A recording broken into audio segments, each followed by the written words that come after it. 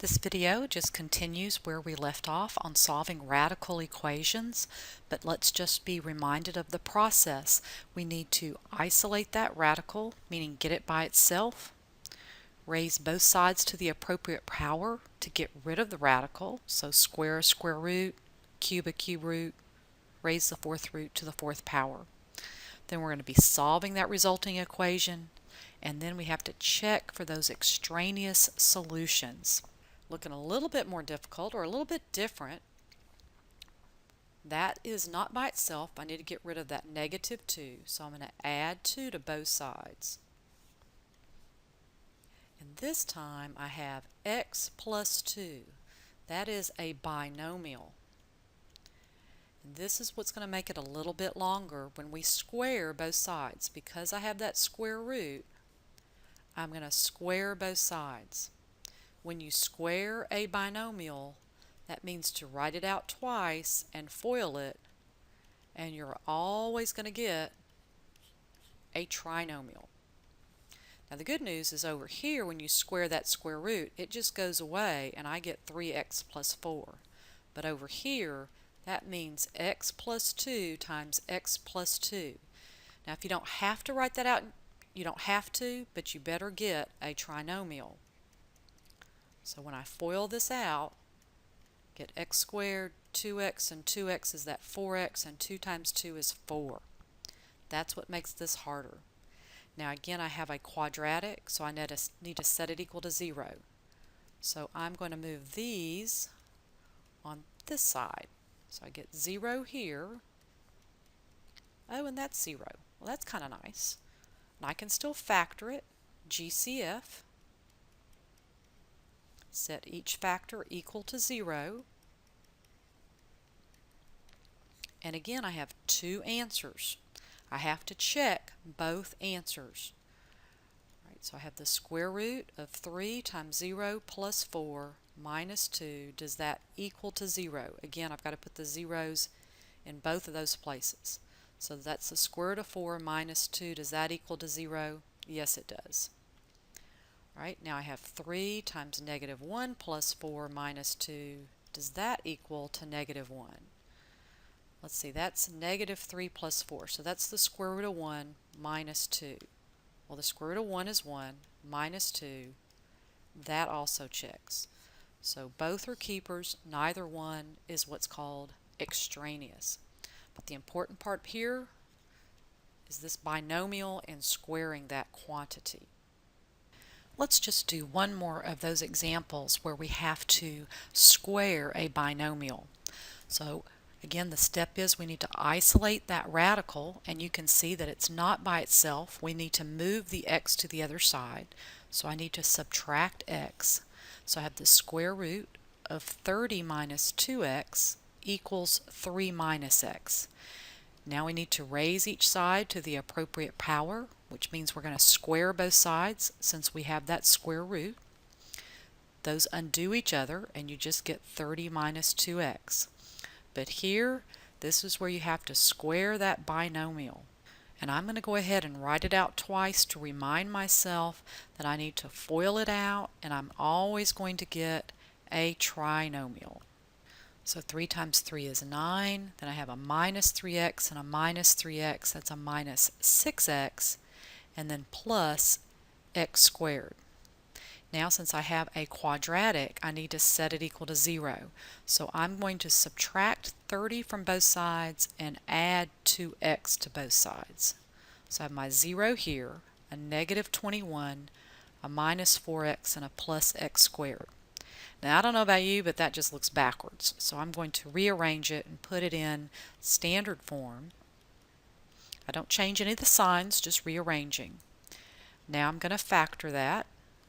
I think 7 times 3 should work. Make that negative and that positive. And set each factor equal to 0. And solve. Are we done? No. We have to check our answers back into the original equation. Right, so let's check 7. So I have the square root of 30 minus 2 times 7 plus 7. Does that equal to 3? Well, let's just work it out and see. Now 30 minus 14 is 16.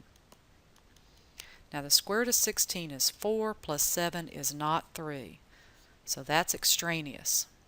So let's check negative 3. 30, so we have minus 2 times a negative 3 plus a negative 3. Does that equal to 3? Well, remember a negative and negative, that's going to be plus, so that's 30 plus 6. The square root of 36 is 6 minus 3.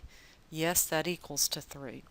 So 3 is the answer, and the 7 is extraneous. So just be careful when you have that binomial, FOIL it out, and you always are going to get that trinomial.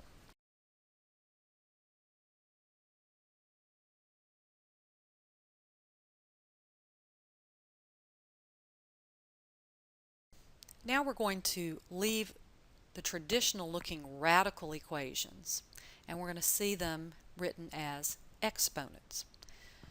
As you recall, a fractional exponent like 3/2 really means the square root of x cubed. Remember, that's the root and the top number is the power.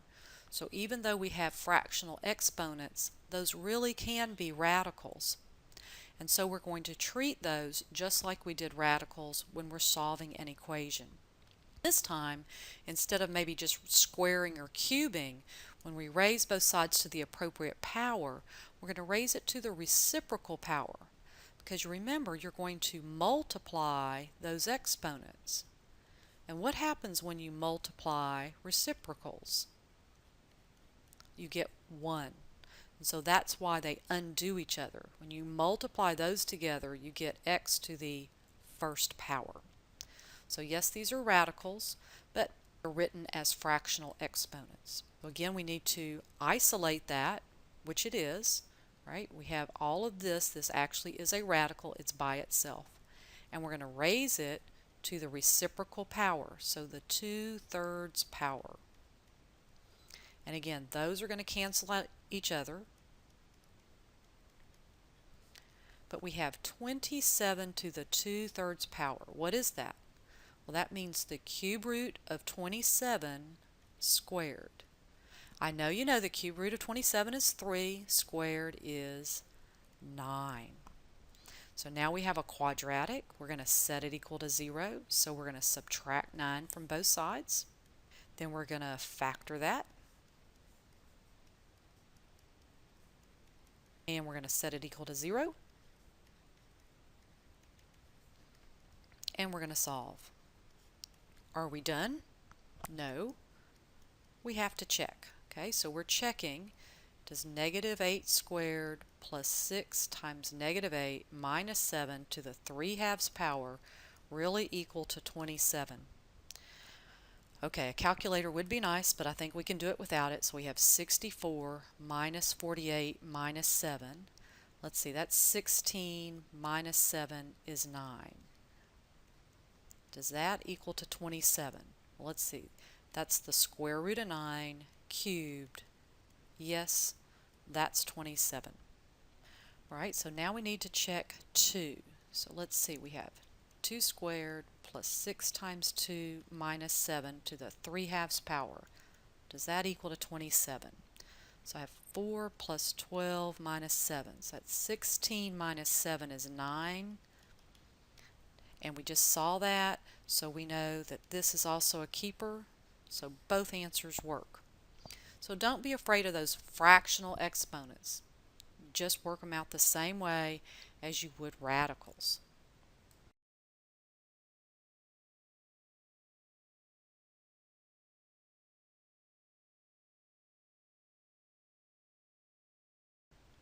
In this last example, we need to be just a bit more careful.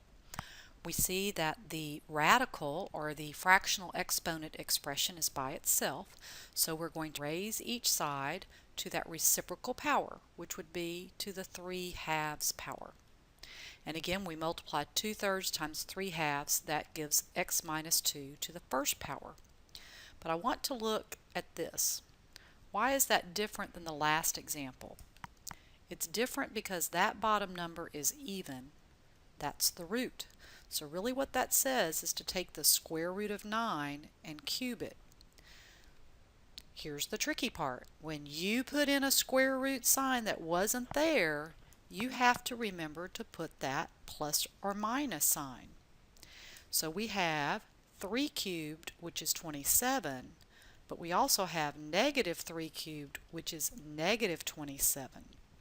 Because of that, we now have two separate equations. X minus 2 equals positive 27, and x minus 2 equals negative 27. That's the tricky part. So I'm going to add 2 and get 29, and I'm going to add 2 and get negative 25. And I need to check. So we have 29 minus 2 to the 2/3 power. Does that equal to 9? Well, that's 27. Okay, the cube root of 27 is 3 squared is 9. That checks. Right? What about negative 25 minus 2 to the 2/3 power?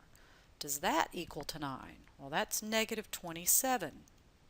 Well, the cube root of negative 27 is negative 3, but when you square that, again, you get 9. So we have two answers because of that plus or minus sign. So if you have that bottom number is even, you need to remember I've got to do a plus or a minus.